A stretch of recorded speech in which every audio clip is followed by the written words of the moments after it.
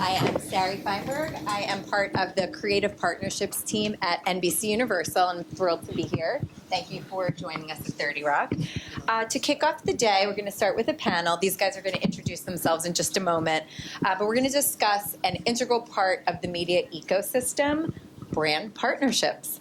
We have some really wonderful thought leaders joining us. And I'm going to start with my first question, which is really for all of you.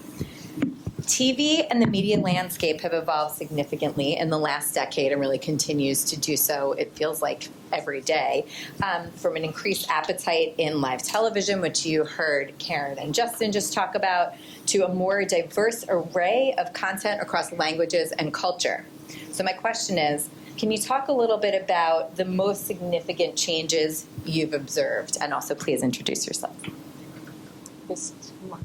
I guess I'll start on this end. So, hi, I'm Jennifer Menace. I'm the global head of digital marketing and strategy at Mondelēz. I don't even think about television anymore. I think about video and I think about content. In the last 10 years, I mean, what does the living room screen even mean anymore? Everyone can take content in their pocket, and we have to think about how are we engaging with consumers in long form, short form, audio. It really requires us to better understand the entertainment side of marketing in how our brand's showing up and creating engagement versus just putting out a 30 or 15-second spot. You really have to think about the craft of storytelling in a very different way than you had to do 10 years ago. Awesome. I'm going to build on that. So I'm Dana Pasciuto, and I lead marketing for the ad sales organization in creative partnerships, really trying to sort of be that easy front door for our partners to find the right solutions creatively for what you're trying to achieve. And definitely a build to what Jen said. I think, you know, when I think about broadly the landscape and how much it's changed, I really think about the explosion of how much content there really is to consume out there and how many spaces and places we have to consume it. I know personally, I am floored by the amount of content I consume as someone with a full-time job and a family and a crazy commute. You know, shout out to all the episodes of Love Island I'm still watching while watching the Olympics, while watching everything else.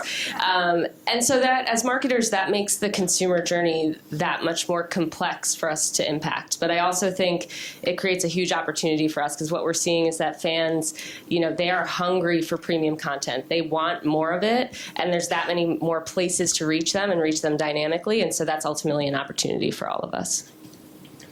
Yeah, I think it's going to build on what Dana was just sharing. But I was thinking about this question in terms of how the roles, our role as marketers have changed over time based on the shift in the media landscape. And I think it's always the case, always will be the case. To be a great marketer, you have to really understand your consumer. You have to understand how they behave, what needs are unmet. There we go. Back on. All right. So I think it's always those fundamentals, like how do our consumers use and behave within our categories, right? It's so important. It's fundamental. But today, I would say it's equally important, or not, if not more important, in some cases, to understand how consumers consume media. What are their needs and behaviors when it comes to different media channels? Because it's more complex and fragmented than it's ever been. So we have to understand when your consumer goes to TikTok versus Twitch versus Instagram, what needs are they fulfilling? What are their behaviors? Even when they're on a platform, how are they interacting with Reels content versus Stories versus in-feed? You know, what's the role of when they're watching everyday streaming content versus live appointment television? What's the different mindset they're in? How are they using different channels? So it's all to say it's so complex, but that level of like deep understanding is so critical in order for us as marketers to ensure we're developing the right content in the right places at the right moment. So I think that has made our jobs much more interesting and exciting, but very complex. And the other thing I would say is there's so much choice that we have as marketers today in terms of where do we invest, where do we show up. And I think that it's more important now that we make choices, that we really say, okay, if I'm a brand that's focused on Gen Z snackers and they over-index in gaming, I'm going to double down on gaming. Or if live sports is an important consumption moment for my brand, I'm doubling down in live sports and I'm going to own it across channels. So I think being more focused and choiceful based on consumer behaviors and media is really, I think, one of the biggest shifts that we've had to make as marketers. So all great answers. And I think, given the complex environment, given the choice environment, I think kind of brand partnerships become even more important to, you look for ways to stand out. So I'm going to start with Dana on this one, but the question is for everybody. Can you share a successful example of a brand partnership that exceeded your expectation and really what made it successful and how do you measure success? Yeah, absolutely. I mean, I think the magic really happens when we can match make our shows and our talent really meaningfully with the story that a brand is trying to tell. But that has to, be anchored in consumer insight, as we're talking about right now. I mean, we know what makes our fans tick, right? And if we can sort of hit on that in the right way for a brand, we're going to have really excellent results. So I think the example I want to bring up is Wendy's and their partnership with Bravo at Large and BravoCon, which is our massive experiential event in Vegas, as many of you may know. Wendy's was really looking to drive foot traffic to their locations. They wanted to drive, of course, increased occasions with their customers. The way they wanted to do it was really to continue to foster fandom for their own brand. Fandom is such a core word that we talk about here. And so they wanted to key into places, like-minded places where they can kind of draft off of that fandom, right? Enter Bravo. I don't know if we have any fans in the room. Myself, I would be one of them. Yes, let's give a moment to Bravo. The passion of Bravo fans, I really compare to our sports properties. It really is that passionate, and so it really felt like the right place to lean in. So before I go into the case study, we're going to give you a little bit of a flavor for BravoCon of the energy and the fandom that happens there, so we can kind of roll that tape. This is like our Super Bowl. Yeah. This has become our life. We say bravo, take it away. BravoCon, the ultimate fan experience, up the ante with its biggest and best weekend yet. This is amazing. It's BravoCon. I'm so excited to be here. Fans came for the Bravo legs, the T, and the A&D. The buzz was as good as gold and proved that what happens in Vegas doesn't always stay in Vegas. We're talking about BravoCon. Fans are eating it up and sharing the deliciousness. Let me tell you. It is a party. The energy is unrivaled. For our partners, we made it nice. Harnessing the power of NBCUniversal platforms. Ensuring brands could reach Bravoholics worldwide. It feels phenomenal. Fans went all in on BravoCon. This is a dream come true for me.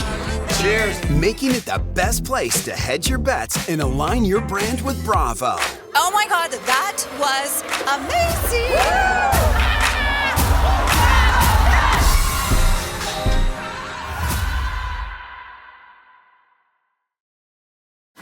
Wild times. I invite all of you to come to Vegas to experience BravoCon. It's unlike anything I've ever experienced.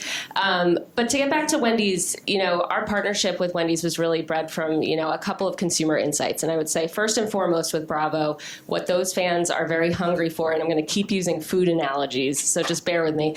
But Bravo fans are hungry for that drama, right? They come back, they want to know what's going on, what's the tea, what's happening. And then secondly, we have Lisa Barlow of Real Housewives of Salt Lake City. And for those of you who are not familiar with her, she famously loves fast food. She references Wendy's naturally on the show. This was obviously something we all wanted to capitalize on. And so we really started with Wendy's with sort of smaller social campaigns, really nimble, supporting their LTOs, really dipping our toe in the water with Lisa. And we saw incredible results. We saw, 2 times our natural benchmarks. of results against the social campaign. So we knew our fans were really leaning into this connection between Lisa and the brand. And so then it was time to really build a more meaningful year-long campaign with them. And, we lovingly call it Who's Beefing. So essentially leaning into that drama, really inserting Lisa into the center of it. She's telling you what's going on, sometimes mediating, the beef or what's going on. And we launched this in a huge way at BravoCon. And we did this with these huge stunts going on each day called Frosty Time. Because, of course, when hot topics are going on, you need to cool yourself down with a peppermint Frosty, naturally. So we would have these really incredible moments each day where Lisa and our Frosty squad would descend these incredible escalators within Caesar's Forum and give everyone free Frosties and Palomas with Wendy's lemonade. And they would get to see, Lisa on a panel really spilling the tea, talking about these moments, giving those extra sort of tidbits about what was going on. And these moments became so popular at the event that fans were showing up waiting for them each day. And I know they wanted to see Lisa, but I know they were there for the Frosties because they were delicious. And so now what you have is you've created this true equity and connection with a character that fans really love. You're giving them what they're looking for in terms of the hot gossip. And you have a tangible moment with the brand and the product happening right there. Which is incredibly powerful. We've then spun that off into a year-long campaign, content with Lisa, where she's squashing the beef, tied to LTOs and products from Wendy's. We have a ton of social around it. Obviously, this is a very social idea and a very social audience, and we've been integrating and Watch What Happens Live throughout the year. And the results really speak for themselves. We see really large double-digit increases across KPIs like brand affinity and brand awareness, as well as consideration. The things that Wendy's is really truly looking for to develop that fandom around their brand. Thank you, Dana. Justin, Jen, you want to go next? I think I'll take it from a different point of view, given my role. So the importance of partnerships with platforms. So the likes of Google and Meta and TikTok and NBCUniversal, like how are we building really deep understanding of our business objectives with those partners so that we can craft and build agendas to drive honestly within Mondelēz digital transformation. So within like TikTok, how are we ensuring that we are building a lot of other marketers are like, what's the right content that needs to be built? Okay, let's bring in the TikTok creative team and help educate our marketers on how the right content needs to be produced in order to increase that engagement. How are we working with Google, not just their media arm and their ad sales arm, their cloud-based services as we try to launch generative AI within the organization on our ambition? So how are we able to really extract value and leverage those partnerships to drive innovation capabilities and skill building within our marketing organization around not only just placements and understanding of consumers and insights, creativity, but how are you driving technology and innovation through our organization? So I can't talk about brand partnerships without talking about Oreo.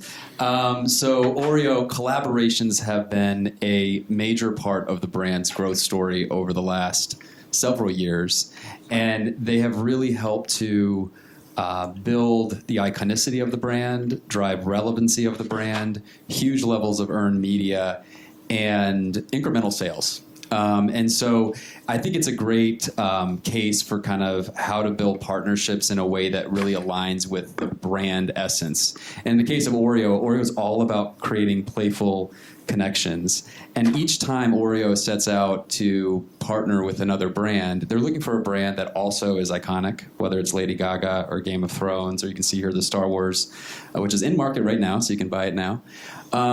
Is that it really, it's about finding that sweet spot and how Oreo can bring a playful twist to the property and make it really engaging.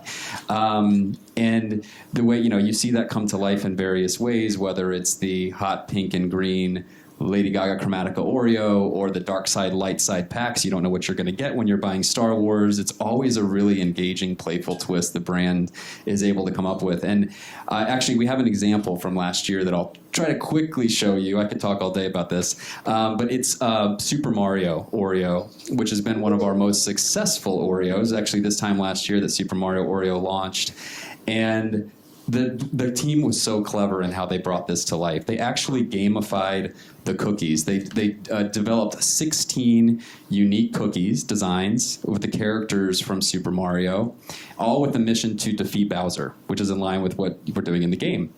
And they used a rarity scheme. So Bowser was the rarest cookie. So it encouraged consumers to buy more packs to find Bowser.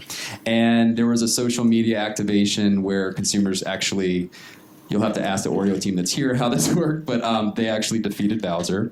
And I thought this was such a good example of creativity. And I remember when this has happened, where we were developing the character designs for the cookie, Princess Peach, one of the major characters in Super Mario, we were unable to produce a Princess Peach cookie that Nintendo would approve. And so it was a huge issue. Like, how do we do this character pack? We don't have Princess Peach. And it was like, oh, this is a disaster. You know, this is good. And they turned it into an opportunity. They made it a part of the whole dialogue that Bowser's dominating the kingdom and Princess Peach is missing, and it created a whole new PR storyline, social, everyone's talking about it. And then the most brilliant part is at the end of the campaign, when Bowser was defeated, they launched a Princess Peach pack on Oreo.com, which had people dying, fans dying to go buy the Princess Peach pack. So talk about a way to extend a campaign and build buzz around it in a very playful way. I think it's an awesome example. And if we have time, we can play the hero video. Is that okay? Yeah. So we do have the video when we launched the campaign. You can see it's Mario Universe sort of reimagined in the world of Oreo. It's the first time Nintendo's allowed a brand to recreate its signature music. So it's pretty cool.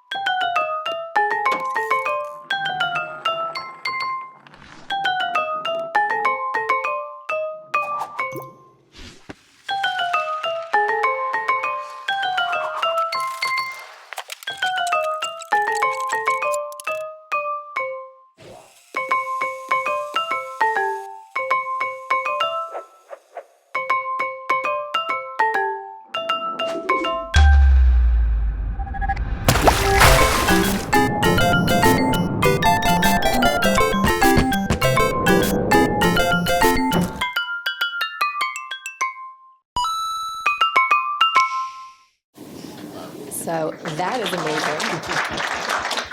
You are looking at a Super Mario super fan from my childhood. I also have a 5-year-old, so we are right in the sweet spot of this. So truly, that is one of the most creative things that I've ever seen. I think it would be interesting to understand, as you were working on this campaign, how do you balance the brand creativity with, you said you were allowed to use the music for the first time. How do you maintain brand creativity while also kind of partnering with a third party? And, how much control is necessary as part of that from a brand perspective versus the IP that you're leaning? Yeah, it's a really good question. And we have the Oreo team here. If you guys want to talk to them at a break, I'll let you give you the more specific response there. But I think in general, it's really important, I think, with these partnerships, I've learned, having been through many of them, is to really outline from the get-go the ambition and objectives across the partners and make sure there's an alignment and there is a desire to push creative boundaries to really drive conversation, breakthrough, and culture. Like, you have to be aligned at that level. And then I would say, be really clear on the constraints. Like, we're all trying to protect our brand equities, show up consistently in the right light. But partnerships require some level of flexibility. So you have to be able to know, like, what are the no-goes, the areas that, there's no flex versus where we have flex, and then drive creativity within that box. Excellent. And I think, when you think about creativity and engaging consumers, Jen, I'm really looking at you for this. What role does audience engagement play and consumer feedback as you're evaluating your strategies? Yeah, so we've done a lot of deep analysis, and we know that engagement has a direct correlation to sales. So we're able to utilize really our social media platforms to understand, like, are we part of the conversation? Are we able to understand, is this campaign driving relevance with our audiences? But because of social media and social listening, you can also engage and put the brand inside of culture and understand where the brand can play from a tone of voice. Oreo is great. It's a playful brand. It was allowed to have a playful tone with consumers. So where can they really insert themselves into conversations around culture, and how are we listening into that engagement, and where can we push even further, or where do we need to really take a little bit of a step back because the consumer saying you don't have a role here. You're a cookie brand. This is not a moment for you. And we do this on all of our businesses. Sour Patch Kids. My favorite is always Nutter Butter. It's a little jewel brand, but it has a little crazy personality. But that's where engagement is critical, and using those social handles and that social listening element to really know how well you can push on the brand purpose, push on the brand tone, that then you can then take that understanding of engagement, take that understanding of that consumer base, and put it into your larger brand equity campaigns that you're spending multiple millions of dollars on. So it becomes the incubator of a lot of the stuff that we're doing from a culture and tone of voice perspective that we can then ladder up to larger campaigns. Thank you. And I think for our last question, all the things that you said and what we've been talking about, right, there's so much choice. There are so many platforms. There's so many screens, but there's also much more precise way to find audiences and talk to them in the places where they are. And I think, creativity obviously plays a huge role in everything that we're doing to reach them. So as you think about the evolution, whether that's from a measurement perspective, an insights perspective, or creative perspective, what do you think the evolution of brand partnerships looks like in the next 5 years? This is for all of you. I can jump in on this. I mean, I think we live in a world of art meeting science now, right? We are in a very data-fueled world, and where creativity meets that in the middle is a huge opportunity for us. And I think, in the next 5 years, we're going to continue to lean into that, and really ensure that, I think first and foremost, that we're improving viewing experiences, that we're finding fans where they are and actually giving them a really good experience with brands in mind. I think about our efforts of commercial innovation that we started, probably roughly a decade ago with that in mind. How do we actually bring the brand along and improve that ad experience for fans, and use technology to do that, which became really the foundation and philosophy of Peacock, right? Everything, I hope everyone's watching some Olympics on Peacock right now, because there are incredible ad innovations and viewing experiences happening there, like our Gold Zone that really shows you in real time the most exciting things happening across all of the games, and it's been really, really fun to watch. And so I think pairing that technology, really leaning into consumer consumption behavior, what do they want? How are they behaving? How do we respond to that? That leads me to our commerce capabilities, right? Like, how are we actually finding ways to create frictionless shopping experiences with our shows and really capitalizing on a moment of influence and allowing a purchase to happen right there? And so as I started the day sort of talking about how complex the consumer journey is, I think it's going to keep getting more and more complex, I think, without a doubt, faster and faster. But when we're sort of leaning into technology and consumer insight to essentially, collapse the funnel, we have these opportunities to create those one-to-one connections with fans and ultimately conversions. And I think that's what we're looking for. We're looking to really fuel those types of connections, and technology will be at the helm. I would just say, as a marketer, everything Dana said, absolutely. Like, we are very interested in partnering, with brands and companies that can really unlock more precision, really unlock more relevant communications through data and technology. So I think a big part, we want to be a part of that innovation process, just in general, when we think about kind of media partnerships. The other thing I would say from a brand standpoint, I do think we're going to see more in terms of influencer. I think influencers will continue to play a bigger and bigger role with brand partnerships. We're already seeing it. We're seeing, influencers launch brands in our category, right? Which could be a risk, but how do we really partner with them, given their level of influence, to ensure that they're helping us build and grow our brands? And then I think we're going to see more brands partnering together, brand mashups, collaborations, that kind of leverage the collective power of brands. And just building on what Justin said earlier about like the rigidness of what partnerships used to be. Here are the guidelines. Here's the box that you're allowed to play in. This is the box I'm allowed to play in. That's going to be broken apart because brands who understand the power of 1 + 1 = 5, not even 3, but 5, are going to give more flexibility and fluidity to how partnerships can come to life. And that's what we're looking from a brand perspective. We want that, roll up your sleeves, let's figure this out together, get dirty, and, drive that engagement and that experience for consumers. You couldn't have done that as much, 5-10 years ago because the rules of the game were very different. So I think it's like there's going to be a lot more rules that need to be broken because consumers are they have really high expectations of what brands are going to give them today, whether it's from an innovation of a product to the entertainment that you're giving them. Because going back to the first question, there's so much choice in the market. And we have to program like, Mondelēz has to program like we're NBCUniversal. And that's a very different mentality and a very different mindset for marketers in a classical CPG company today. Okay, well, that's our time. Thank you, everybody.